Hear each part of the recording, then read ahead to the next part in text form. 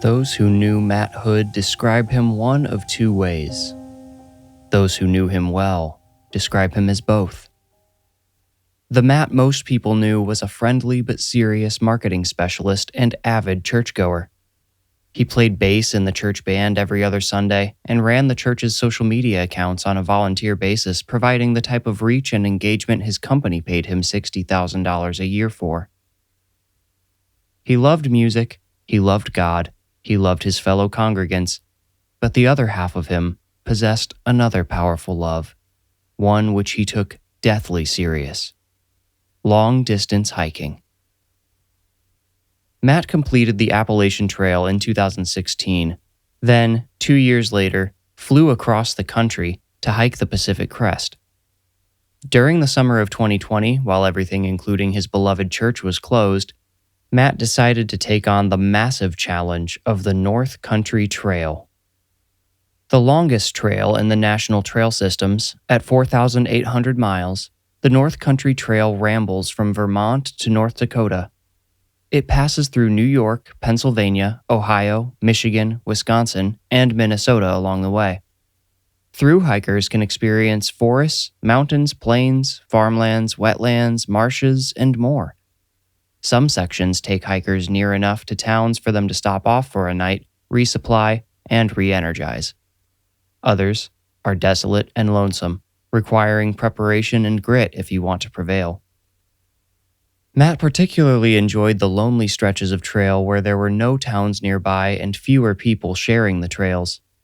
He loved being absorbed in nature. He felt it brought him closer to God. Unfortunately, somewhere in Minnesota, Matt may have ended up as close to God as any human soul can get after staring into the eyes of the devil. Matt documented much of his journey from Vermont to Minnesota. When he had service, he uploaded video blogs to keep his friends and family up to date and ease their concerns for his safety.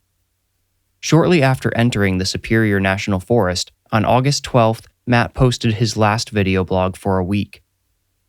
It was not uncommon for him to go multiple days without posting because he did not have a strong enough signal or was simply too caught up in the experience to remember to document it. But a whole week without word troubled those waiting for him back at home. Besides the phone he used for video uploads, Matt brought a satellite phone he could use to make calls or send text messages. During his 2 weeks of silence, Matt did not send or respond to any texts or calls.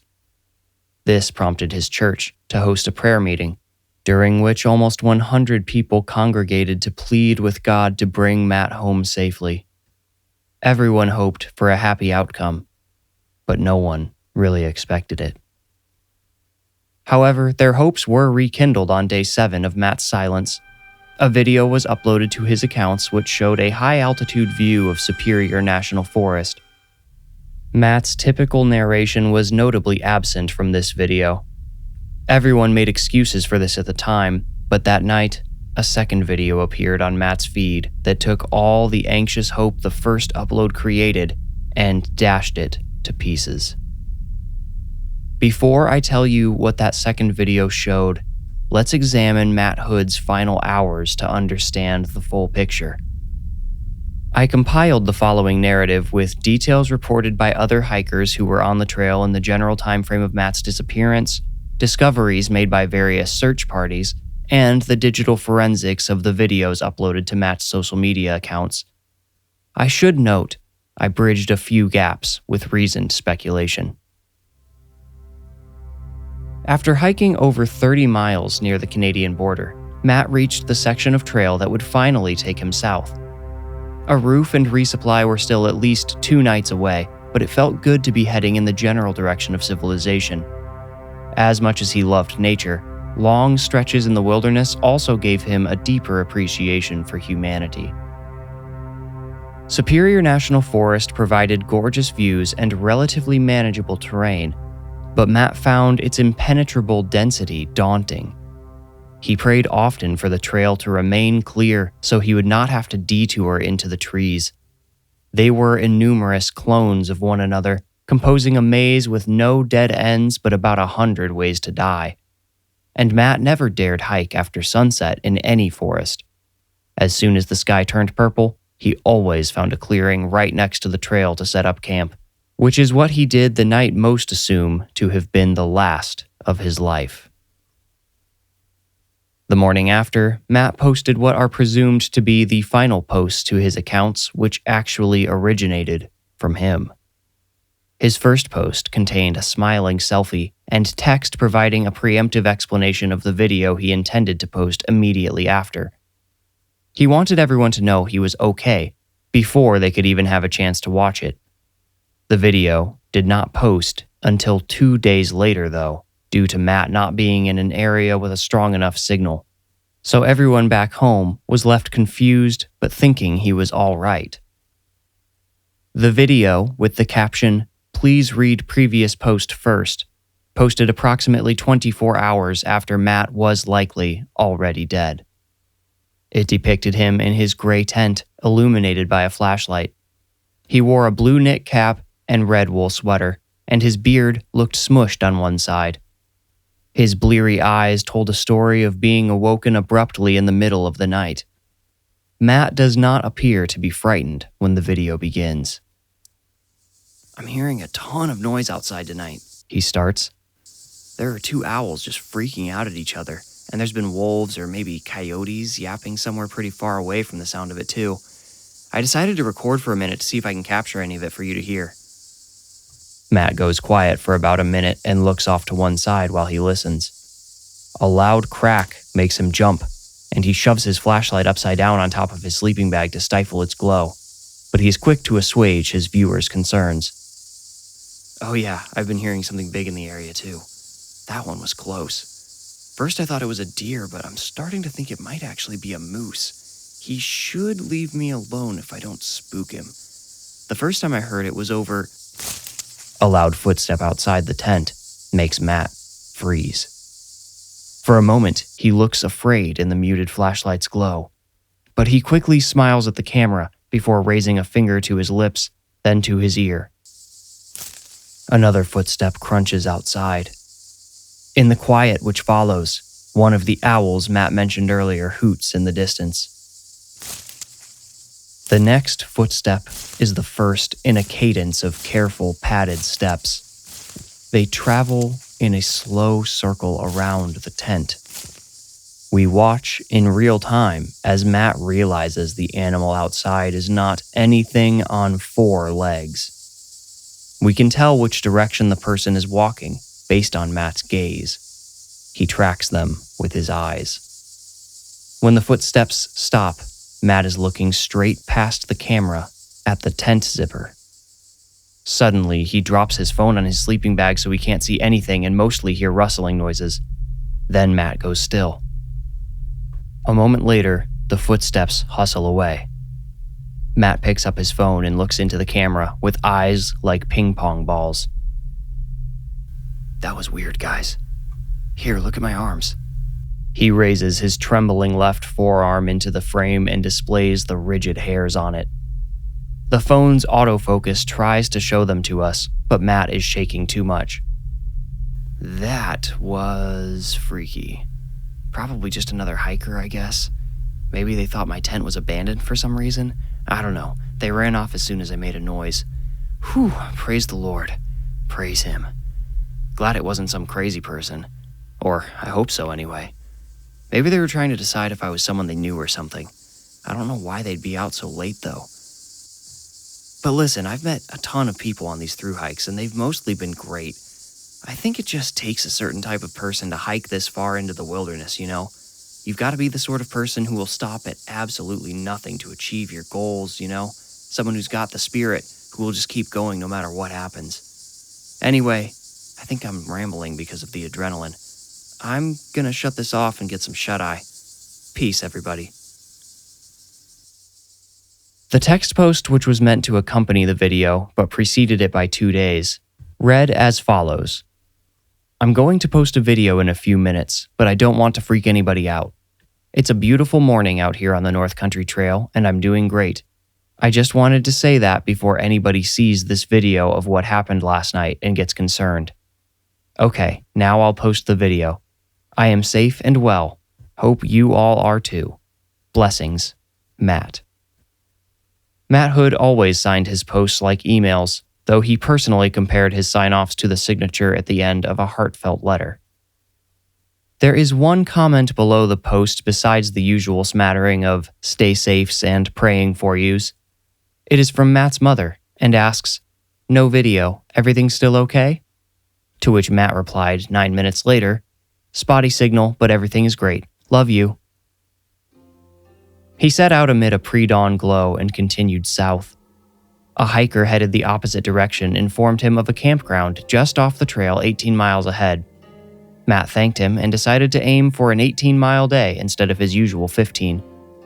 If the terrain continued to be so mild, he figured it would still be a relatively easy day. The potential of spending a night in a group instead of in his vulnerable solo tent would drive him onward if the last few miles got tough. Despite everything he said on social media, the weird encounter the previous night left him a little spooked, even if he was not willing to admit it. He completed the first 8 miles before stopping to eat.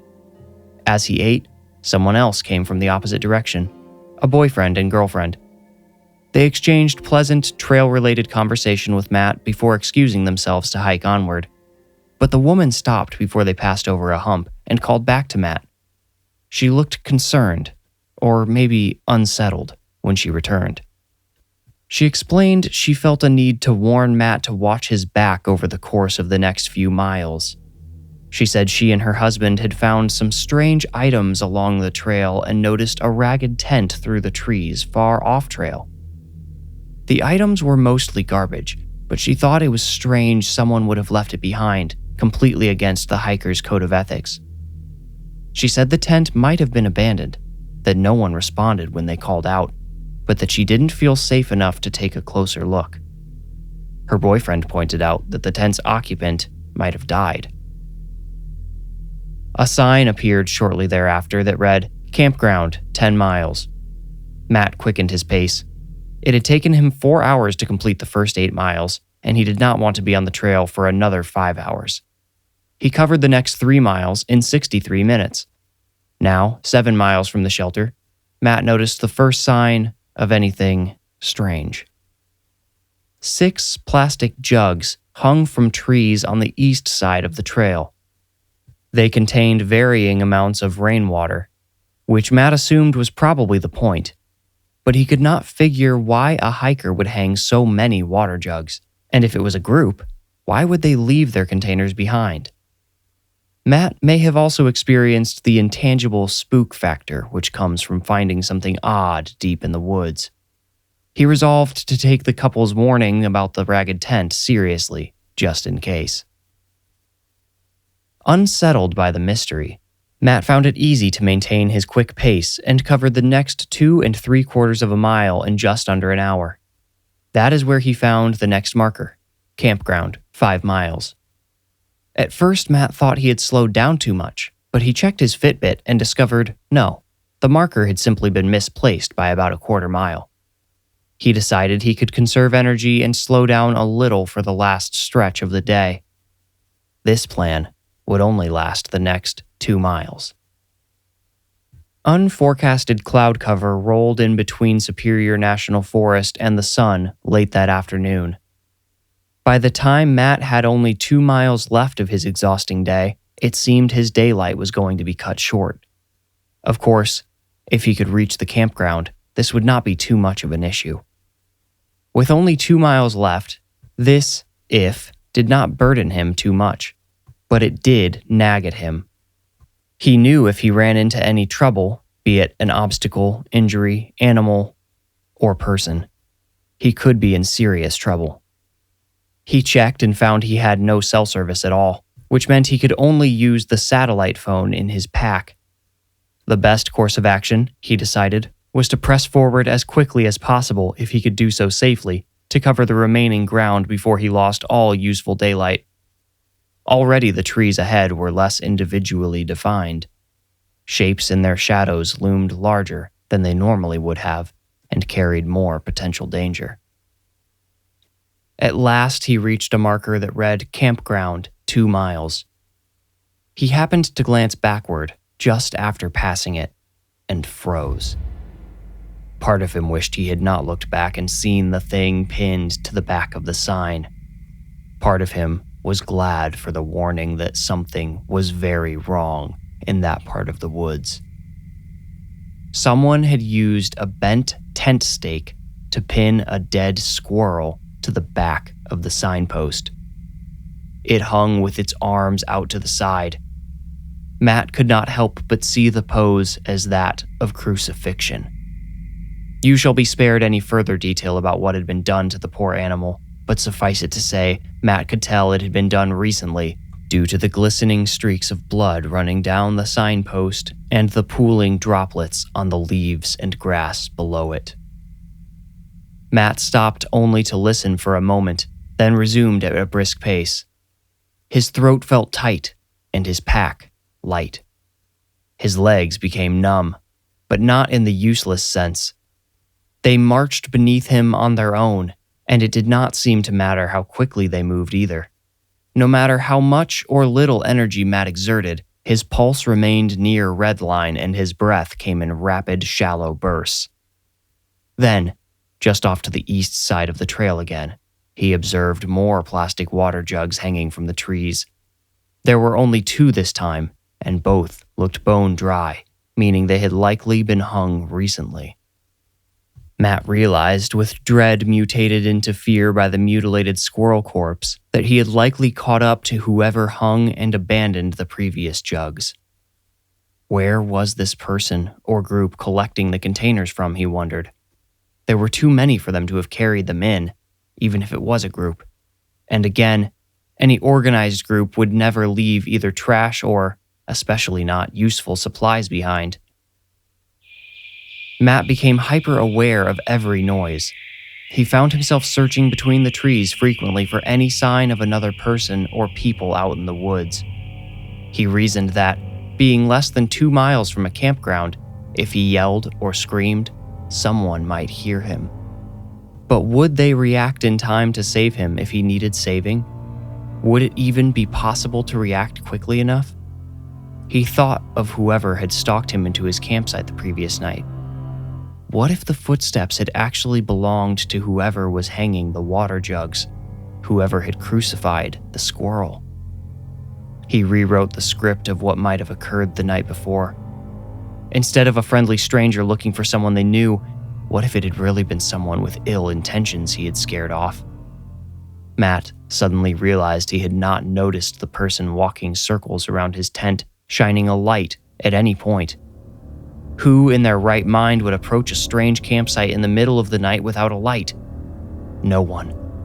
And that left only one option for the person who had paced circles around him in the dark. Someone not in their right mind.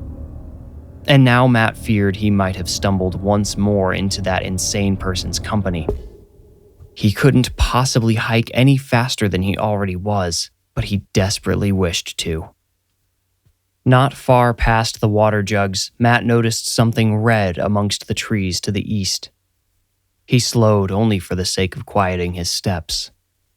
Then one of his feet pressed into something soft and wet, which made him retract it. A foul stench rose from the ground under him, and Matt looked down. At his feet, splayed in 2, was the carcass of a young rabbit. Its blood coated the toe of his boot. He might have thrown up if he had not noticed the red something the split second before stepping into the ghastly carcass. He was too desperate to figure out what he had seen amongst the trees to pay any mind to his body's reaction to the unexpected gore. Shredded and ragged like the rabbit, a small tent rested, still and quiet, about 80 yards into the trees. Again, Matt stopped briefly only to listen for signs of life before hurrying onward. He, of course, assumed the tent's inhabitant was the one butchering small mammals, and that he or she, but likely he in Matt's mind, would have no qualms doing so to a larger one. Perhaps, Matt thought, they would love nothing more. Before he started moving again, he heard an abrupt noise to his right on the west side of the trail. He turned towards it and screamed.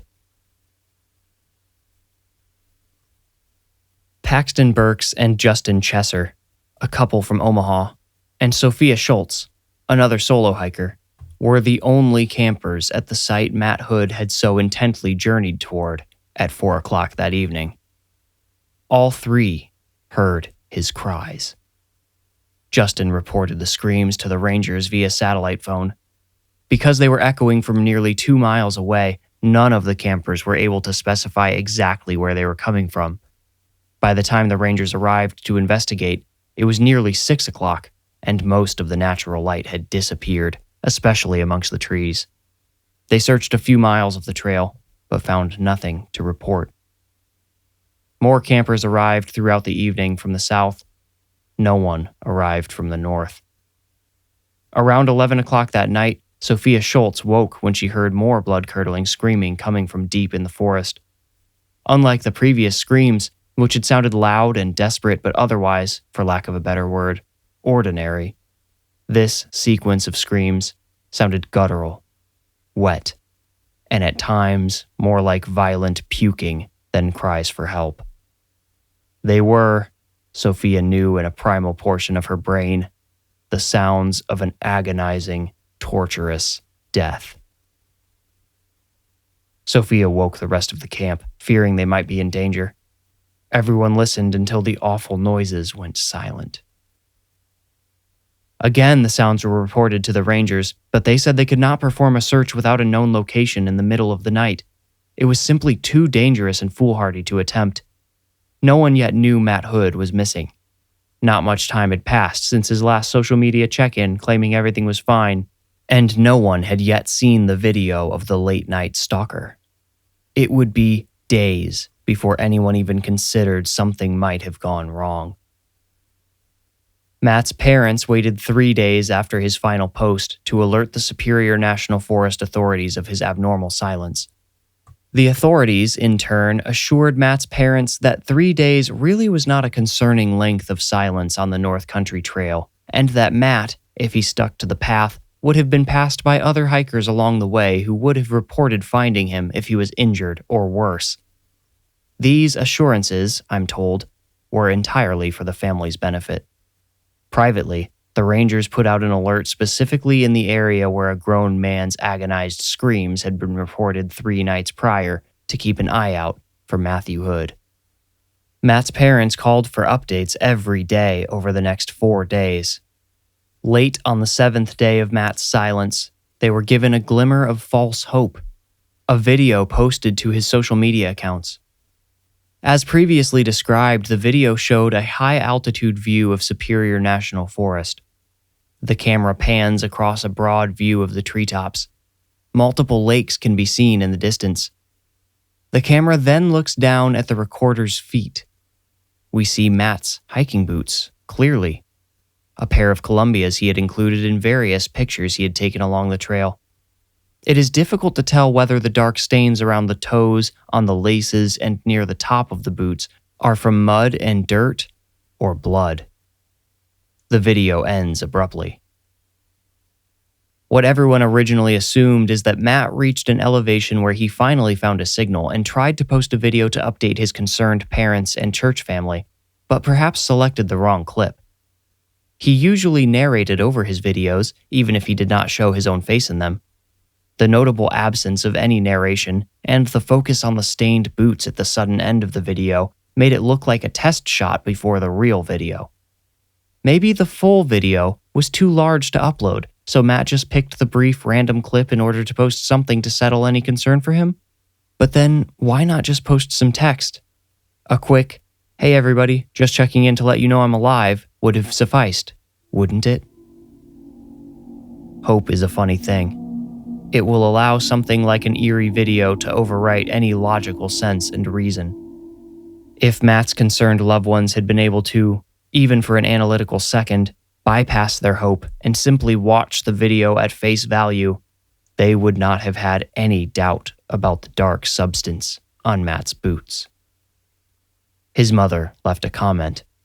"Praying for you, Matthew. please be safe, and please, please let us see you in the next video.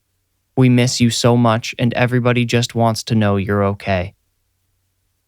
There were numerous other comments of a similar nature. A second video was uploaded that night, apparently just after being recorded. It showed the forest in darkness, the phone's built-in light the only light source visible. Again, the video contained no commentary. This time, it starts on Matt's boots, and the bright white light makes it impossible to deny what the maroon stains really are. Whoever is recording stands up and raises the phone, swinging the camera around, showing endless trees in all directions. In the corner of one frame, we briefly see another red something, which most people now agree is a piece of tent fabric caught on a branch. The camera moves forward as whoever is recording walks into the trees. All we can hear is the crunch of leaves, twigs, and dirt beneath Matt's stolen boots. The recorder approaches a narrow gully.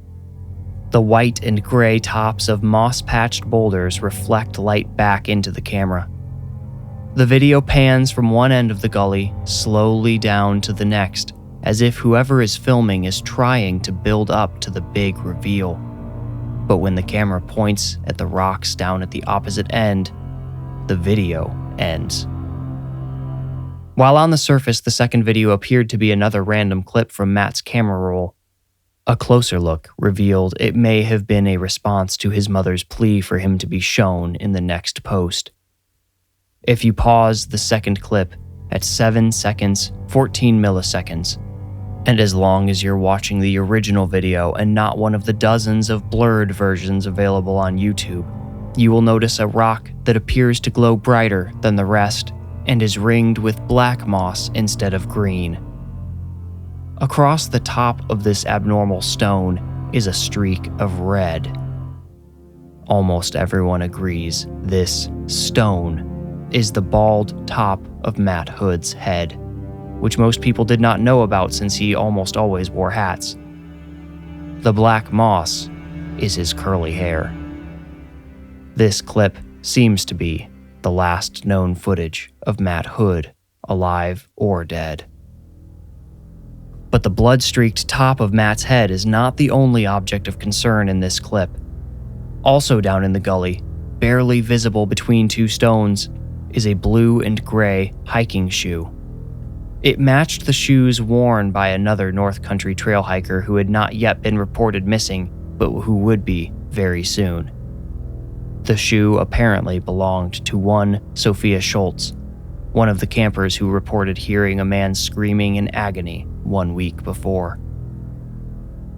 By the time the authorities pieced enough information together from the videos to locate the gully, both bodies, as well as any others that might have been dumped there, were gone. When the authorities searched the wider area, following leads about a beat-up tent and some leftover water jugs further up the path, any evidence of Matt and Sophia's killer had vanished. People like to speculate about the type of person who could drag a body Sophia's size, let alone Matt's, up and out of such a place, then move them far enough away that the authorities could never find them. Others point out that we never see full bodies in the videos, only Matt's head and Sophia's shoe. It is possible the killer hacked them up, some even say ate them, and tossed their transportable parts down the gully. Later, the killer must have cleaned them up and reburied them elsewhere. The killer knew the net around him was closing in and stopped posting any new videos to Matt's accounts, but Matt's parents made sure they remained open just in case he decided to share more potential evidence about what happened to their son. On August 29th, a pilot spotted a body caught in the roots of a fallen tree in Mosquito Lake. It was Sophia Schultz's upper half. The rest of her has still never been found. A chilling video appeared on Matt's accounts on the same day the announcement of Sophia's fate hit the news. It showed the very plane that discovered Sophia's partial remains flying directly overhead. A dirt and blood-smeared hand reaches toward the sky with its fingers splayed. It rotates at the wrist in a baby-like wave until the plane disappears over the treetops. "I saw him. Oh my God, I saw him," the pilot shouted in disbelief when he saw the clip. He said, "I figured he was just some hiker that stepped off the trail to go to the water. God, I saw him just a minute or two before I found the body. I can't believe I didn't remember that guy until now." The pilot did not get a good look at the man who videoed him flying by. He could only confirm that he was male, fairly tall, and covered in dirt. The killer posted one last video before apparently going silent for good. Certain authorities wanted it taken down due to the small but widespread panic it caused across the state of Minnesota and in some bordering states. The final video, also the first to depict a scene outside of the forest, shows an elderly man sitting sideways on a nondescript bus. He does not appear to know he is being recorded. He is staring straight ahead, presumably out a window. The man's dog, however, does seem aware of the camera trained on them, or rather, of the man behind the camera. The killer slowly zooms in on the dog's face. Its eyes grow wide and its lips curl back into a snarl, but the dog is trembling. It's ready to fight to protect its owner, but it would clearly prefer to run. The video ends when the camera can't zoom in any closer. People have tried to determine what bus the killer was riding, but the short clip does not reveal any useful signage or symbols. The light coming through the windows washes them out, even with digital enhancement. No one knows for sure where he was going or where he went. He could be anywhere. He might have established a false identity in your community, or even be sleeping in a tent in one of your back alleys, dilapidated streets, or parks. He is used to sleeping in a tent. We can only pray, as Matt's family does, that some tragedy befalls him before he befalls someone else. But most likely, he already has. Were Matt and Sophia just the beginning, or somewhere in the middle of a long string of gruesome crimes? We may never know unless their killer is caught. Until then, lock your doors. And if you're going out into the woods, please don't go alone. You made it out. Congratulations. If you enjoyed the story, please rate, like, review, or subscribe. For ad-free episodes and bonus Into the Woods episodes, become a patron with the link in the description. You can also support the show by buying merch. That link is also in the description below. To stay up to date, follow me on Instagram at The Warning Woods. If you feel ready, meet me here next week for another journey into the Warning Woods. Thank you for listening.